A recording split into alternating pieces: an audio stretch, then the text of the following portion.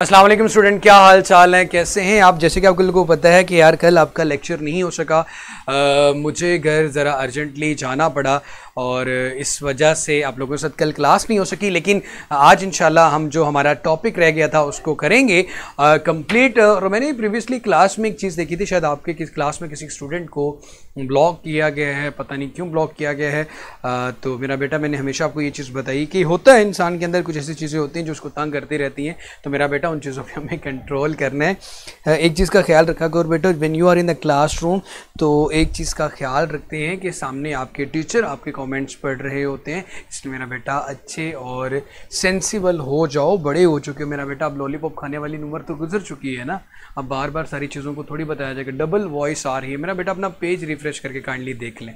Metal और non metal की example दे दें। डेफिनेशन की बात करते हैं मेरा बेटा। हमारे पास दो मेजर एरर्स जिनकी हमें आज बात करनी है, एक रैंडम एरर है और दूसरा हमारे पास सिस्टमेटिक एरर है। रैंडम एरर है और दूसरा हमारे पास सिस्टमेटिक एरर है। बहुत आसान सा टॉपिक है और बहुत जल्दी कंप्लीट होने वाला है। रैंडम एरर, सबसे पहले तो हम उसकी डेफिनेशन लिखेंगे, फिर उसके बाद उसके कॉजेस की बात करेंगे और फिर उसके बाद उसकी करेक्शन की बात करेंगे। डेफिनेशन हमारा स्टेप नंबर 1 होगा, हम उसको डिफाइन करेंगे। स्टेप नंबर 2 में उसकी करेक्शन कैसे की जाएगी और थर्ड स्टेप में हम ये देखेंगे, हाँ सेकेंड स्टेप में उसके कॉजेस की बात करेंगे और थर्ड में करेक्शन करेंगे।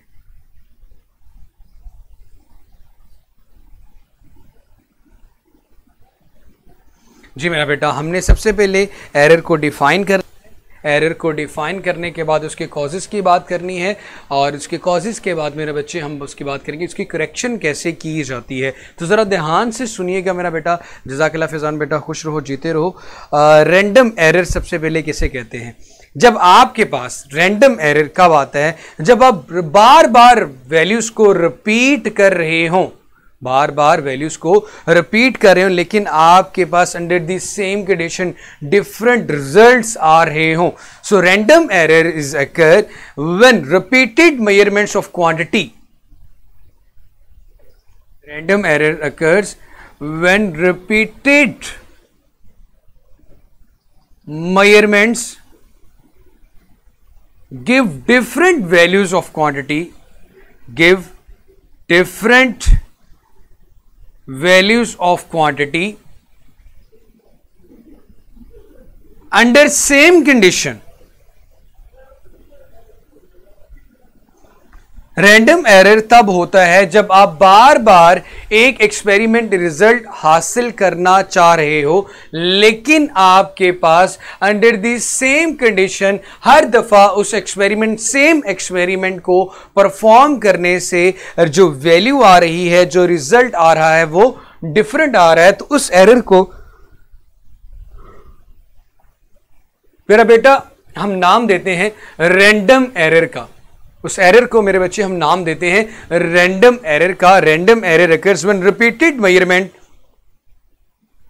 Of a quantity give different values under the same condition. Give different values under the same condition. Give different values under the same condition. Give different values under the same condition. हमारे पास different values दे रहा होता है under the same condition, तो उसे हम नाम देते हैं उस एरर को रैंडम एरर का। अब ये हमारे पास इस चीज का जो रीजन है, जो कॉज है, ये तो डेफिनेशन कर दी। It is due to some unknown reasons, unknown causes. हमें पता नहीं चलता यार ये कॉजेज, इसके रीजंस क्या हैं, किस वजह से ये एरर बार बार आ रहा है। इसकी कुछ कंडीशंस ये हो सकती हैं कि जो बंदा एक्सपेरिमेंट परफॉर्म करे उसकी नेग्लिजेंस की वजह से भी हो सकता है, या फिर वेदर में चेंज, मौसम में तब्दीली की वजह भी हो सकती है रैंडम एरर की। मौसम में तब्दीली की वजह भी हो सकती है रैंडम एरर की। सबसे पहले रैंडम एरर एक ऐसा एरर है जब आप एक कंडीशन, एक ही काम बार बार करते हो, लेकिन हर दफा उसका रिजल्ट डिफरेंट आ रहा है। ऐसे एरर को हम रैंडम एरर कहते हैं। ऐसे एरर को हम रैंडम एरर कहते हैं। जैसे कि मैं ये बात करूं कि एक बंदे के हाथ में एक थर्मामीटर है, एक बॉडी का टेम्परेचर लेता है वो एक टाइम पे तो 37, उसी वक्त दोबारा फिर लेता तो 35 आ रहा है। बार बार एक ही काम करने से रिजल्ट डिफरेंट आ रहा है, तो इस चीज को हम नाम देते हैं रैंडम एरर का।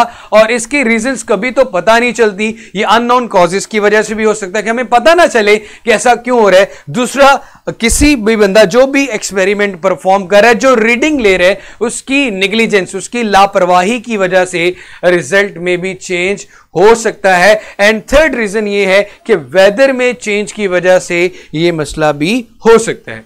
अब मसला ये है कि मेरे भाई अगर रैंडम एरर आ गया है तो उसकी करेक्शन, उसको कम कैसे करना है।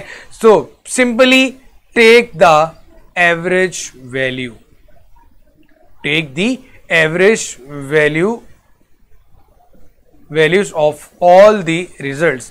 जो आपके पास बार बार डिफरेंट रिजल्ट्स आ रहे हैं, आप उनकी एवरेज लें। आपके पास जो बार बार डिफरेंट रिजल्ट्स आ रहे हैं, आप उनकी एवरेज लें। आपके पास जो बार बार डिफरेंट रिजल्ट्स आ रहे हैं, आप उनकी एवरेज लें।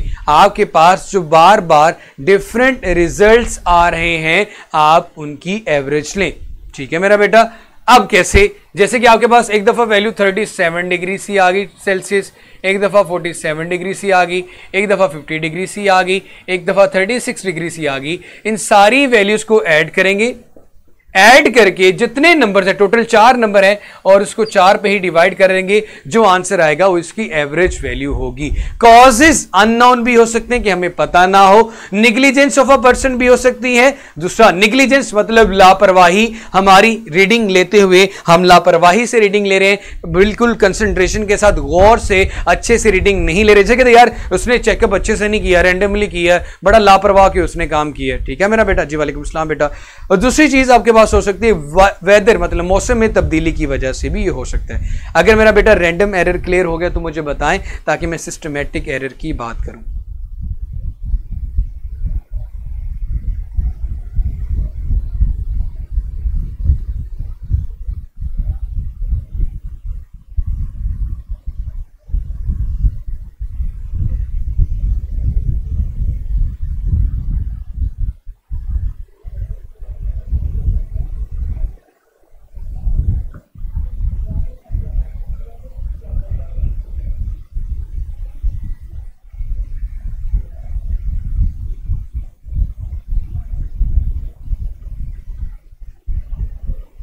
चले मेरा बेटा, मैं सिस्टमैटिक एरर की बात करता हूं।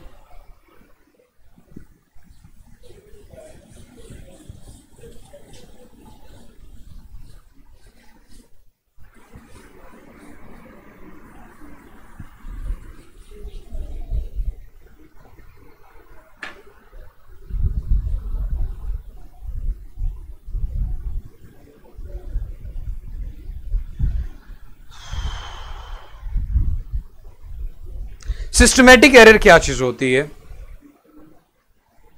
देखो, जैसे कि उसके वर्ड से ये चीज क्लियर हो रही है, सिस्टम में एरर की वजह से, जब आपका इंस्ट्रूमेंट, आपकी डिवाइस ही खराब है, जिससे आपने रीडिंग मेजर करनी, जरी सी बात है बेटा, वेदर अल्ट्रेशन का मतलब यही है, रीडिंग मेजर करनी है, वही खराब है, तो उसकी वजह से हमारे पास क्या आता है बेटा? Systematic error is an error, systematic error is an error which affects all the measurements equally, which affects all the measurements equally।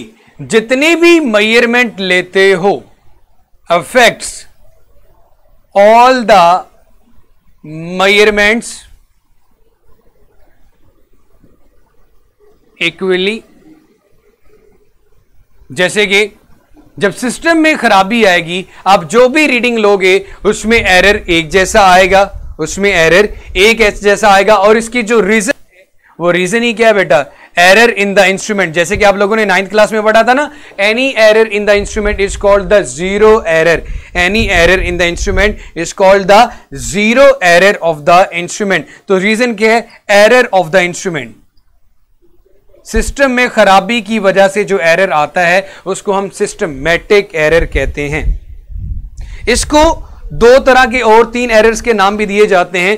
Systematic error को हम सिस्टमैटिक एरर को हम इंस्ट्रूमेंटेशन एरर भी कहते हैं, सिस्टमैटिक एरर को हम इंस्ट्रूमेंटेशन एरर भी कहते हैं, इंस्ट्रूमेंटेशन एरर, इंस्ट्रूमेंट में एरर भी कहा जाता है। आपके पास सिस्टमैटिक एरर को इंस्ट्रूमेंटेशन एरर भी कहा जाता है। उसके बाद इसको पर्सनल एरर और एनवायरमेंटल एरर का भी नाम दिया जाता है, पर्सनल एरर और एनवायरमेंटल एरर, इसके दूसरे नाम हैं। अब मेरा बेटा सिस्टम में खराबी की वजह से जो एरर होता है उसको हम क्या नाम देते हैं मेरा बेटा, सिस्टमैटिक एरर। अब सिंपली सी अगर मैं बात करूं कि अगर आपने इस एरर को करेक्ट करना है, एलिमिनेट करना है, खत्म करना है, तो क्या करोगे? एक तो ये कि उसको जीरो एरर उसका चेक करो। एरर खत्म करने के लिए सबसे बेहतरीन तरीका है चेंज द इंस्ट्रूमेंट। आप ठीक इंस्ट्रूमेंट इस्तेमाल कर लें, उसमें तब्दीली कर लें, तो आपके पास ये एरर ठीक हो जाएगा। ये सबसे ईजीएस्ट वे है सिस्टमैटिक एरर को ख़त्म करने का। This is the most easiest वे।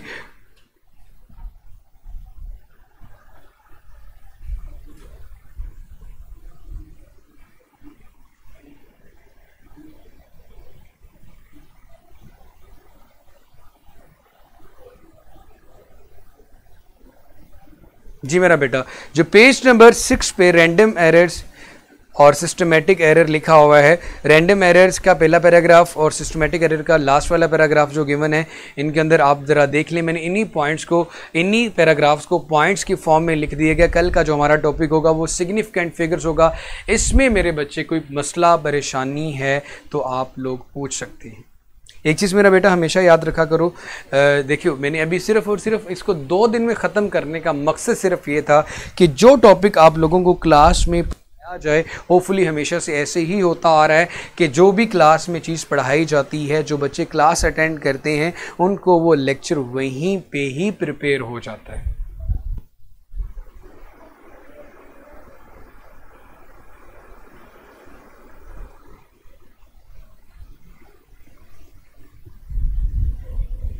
अवैस मुकद्दस के हमारे पुराने स्टूडेंट हैं माशाल्लाह से।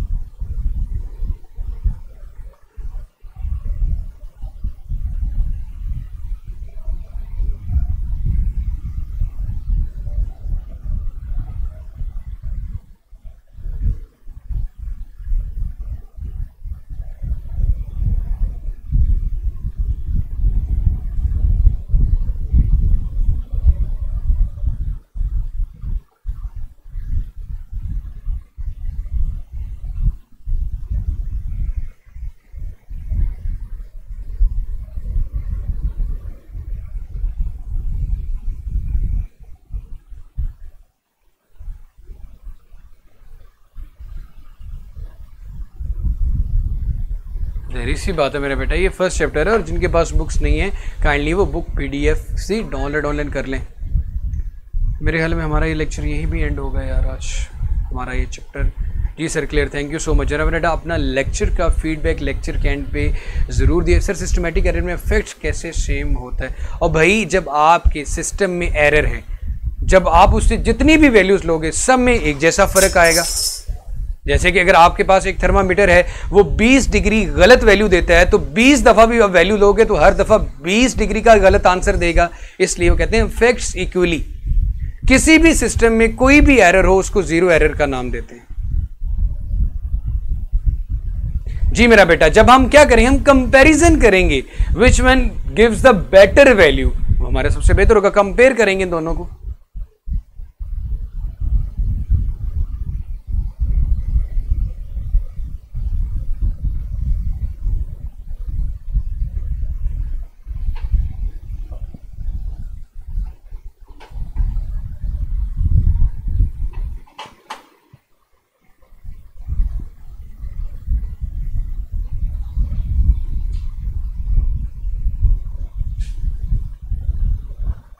जी मेरा बेटा,